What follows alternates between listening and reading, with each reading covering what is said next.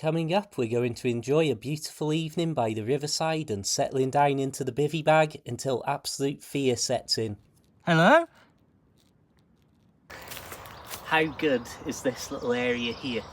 Nice and open, a good amount of flat space, only a few little stones dotted around, but most importantly for somewhere that there's an unbelievable amount of people walking around, even now, it's nicely sheltered, especially well hidden and camouflaged when you come down to waist height and below. You've got a lot of good trees growing and a lot of downed wood. I'm going to leave a few items here from my bag just to lower the weight on my back, because even though I anticipate it going extremely chilly tonight, which is why I've currently got an extra layer for bedtime on, although I am going to wear all of this straight through till the morning, it's been a beautiful day and it's still really warm in the evening here.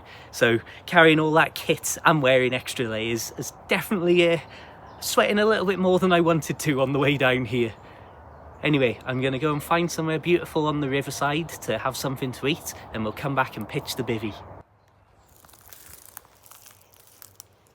I swear 2 people have already been within very close proximity. I don't think they've seen me, because why would they? Who would even look in here for someone? But I'm being very, very cautious.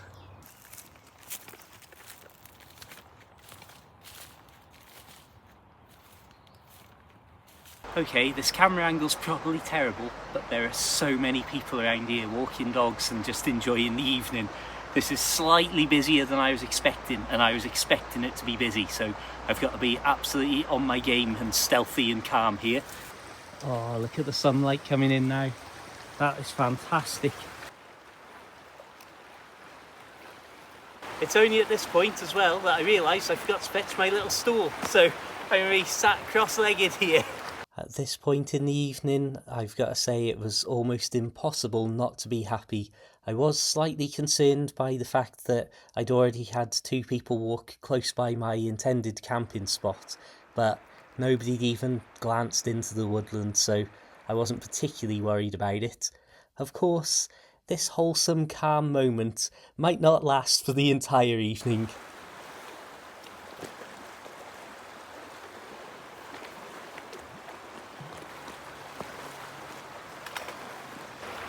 I don't know if it comes across in these videos just how much I love this sort of stuff, but this is about as perfect a moment as I could possibly imagine. A couple of months ago, when I bought my Trangier spirit burner stove, I never imagined it would immediately become one of my favourite pieces of outdoor gear.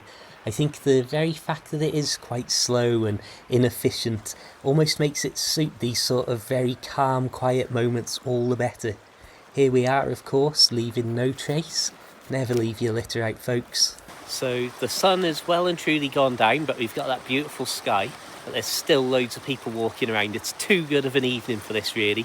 And I know there's still people walking around because someone's just gone past smoking and it smells very strongly, we'll say that much. So read into that what you will. Well, I can't lie, my friends. I'm relieved to be back here with a beautiful sky above us and to still have a full complement of sleeping bags. This moment of setting up somewhere to sleep is the absolute epitome and perfect illustration of everything I love about wild camping and just being outdoors in general. So this is my bivvy setup. Because I can't afford a proper sleeping bag, I've found a really old cheap envelope bag to go over my really cheap old mummy bag. I've got my inflatable pillow and we've got an inflatable mat beneath us. I'm hoping the ground isn't going to be too hard and there's going to be nothing particularly sharp beneath all that. I can't believe how still the air is around here. I know we've got a bit of the road noise in the background, but that won't last forever, and it's actually a really nice spot, to be honest. Now that I can't hear footsteps every 2 seconds, it's wonderful.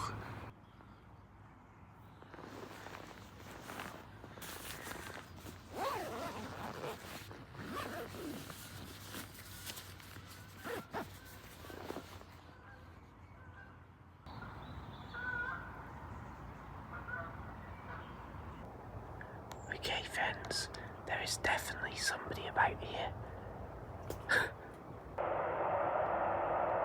Yeah. So you might be able to see there is somebody walking towards us. Okay, things have gone a little bit wrong at the moment, but I'm still quite upbeat about the situation. Nothing serious, but quite comical. So I thought I'd go out and have a look what was going on around in the main walk-in area, because there were a few torches going by and there'd been some noises and rustling in the woodland that I didn't think anybody would be in. So I thought I'll go out and just have a nose around. So you might have seen that little glimpse of lights that were heading towards me. As I was focused on them way across a field or two, I almost jumped out of my skin because a dog walker came down behind me. So in a bit of a panic to make sure they didn't think that I was milling around in that particular area, I had to immediately start walking in the exact opposite way of the bivvy. So what I don't like about this situation is I've got my electronics and my cooking stuff with me, but all of the sleeping bags, the bivvy, the air mattress is all out there on its own, which I don't think it's in any danger, but I would rather be with it than separated with people out and about in the area. Okay, well that was a much bigger detour than I expected. I ended up going into the local village just to get from one end of the woodland to the other so I could approach the bivvy in secret again. Yeah, there's a few people still about, which is why I'm recording in the bivvy and just with the phone light. So unfortunately, I don't think this is going to be a big night of doing loads of filming on the campsite itself, because it's just too busy still. Between all of the spooky tree branches, there is a sky full of stars. It's fantastic visibility up there. I've 100% been spotted. Right, I'm trying to keep calm and keeping calm. I'm almost too scared to breathe here. I think a dog or something just came in. I was half asleep when, with no prior torchlight, a lot of animal-like rustling broke out. Then suddenly in the darkness, a loud crack sound really woke me with a start.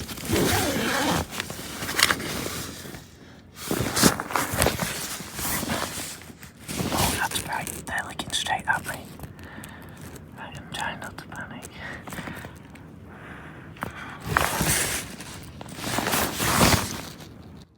Hello?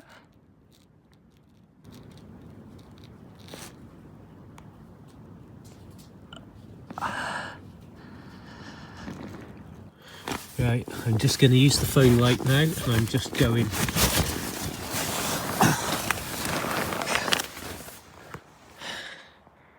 They haven't been about, I haven't seen a single light now for maybe 5-10 minutes. I don't even know. I've been just trying to keep as calm as possible, but when they walked off and the light went out, I don't even know which direction they were, but somewhere in that direction. I'll forget it, let's just go. Right, I'll use the phone now. I'll keep the phone recording just in case anything else happens, and I'll use it as my only light. Right, I need some glasses. Oh, there they are, flipping heck. Nearly got crushed. If this was somebody who was just trying to scare me and just mess with me a little bit, then it was a stroke of absolute genius to not respond to my hello and simply turn their light out, because that set my mind racing into every possibility of where they might be. The only thing I knew for certain was that they hadn't entered the woodland, because there were so many dried leaves and sticks it would be impossible for them to move silently around me. However, not knowing where they were or where they'd gone, I thought the only sensible choice is to clear off. In hindsight, the fact that I didn't hear any voices before or after suggests it was definitely only one person out there.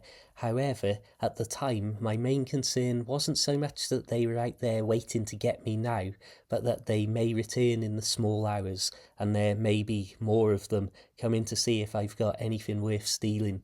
Which, to be fair, I haven't. You can see I had to put my head torch on as well in the end, because although the footage makes it look really bright with just the phone light, it was actually unbelievably dark, and that's one of the things that makes these moments all the more terrifying when you're out there experiencing them in real time.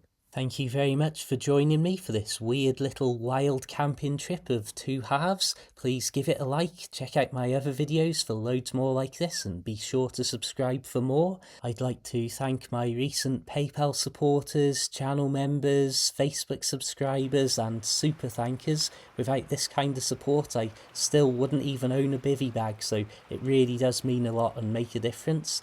So thank you very much Sean B, Melissa L, Dawn H, A Sanford, T Seymour, David D, Kaz G, The Yacht Captain and Fufarito. Thank you all very much for everything. Check out the links in the description for loads more stuff from the great outdoors. Have a fantastic day, keep it interesting, keep it tent worthy, and of course my friends, farewell.